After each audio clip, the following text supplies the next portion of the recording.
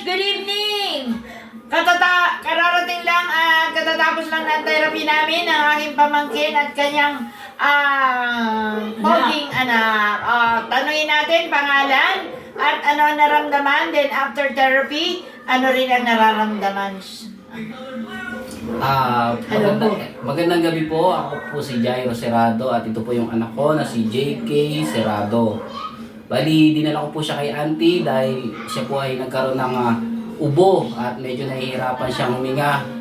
Ganun din po ako at nagpa-therapy din ako sa likod, and then yung dinadayin ko sa tuhod ay ipina-therapy ko din kay auntie. Sa awat sa kabutihan ng Panginoon, yung sa paggamit ng Panginoon kay auntie, gumaan ang paghinga at yung at yung nararamdaman ng anak ko ay umokay na, hindi katulad nung dinala namin nung una dito. Nahihirapan siya at ganun din yung sa akin na naibsan.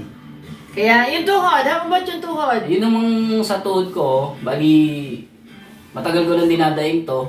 Nung dinala ko kay auntie, sinabi sa akin ni auntie yung mga pwedeng mangyari. Ay, sa kabutihan ng Panginoon, okay naman na therapy ni auntie. At medyo talagang pakiramdam ko okay na yung ano ko, tuhod ko. Salamat auntie. Yes! Sa Diyos ang papuri. Ikaw? Ikaw na. Ikaw? Anong sasabihin mo kay Lola? Say? Thank you. Say thank you. Thank you, Lola. Oh, pray ikaw. The name of the Father. The Son, the Holy Spirit. Amen. Yes! Well po guys, tingnan nyo naman kung gaano kagaling ang Panginoon, no? So, sa lahat na may mga problema, so you don't have to worry.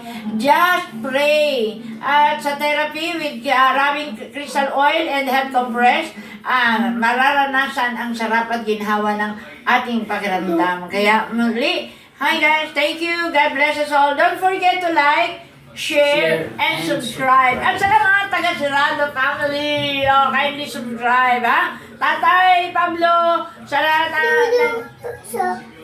yes, at sa lahat ng mga kapatid ni Jairo, God bless. God bless us. Thank you, auntie. Thank you. Bye-bye. Okay, Lola. Kiss mo, Lola. Kiss mo, Lola. Bakit?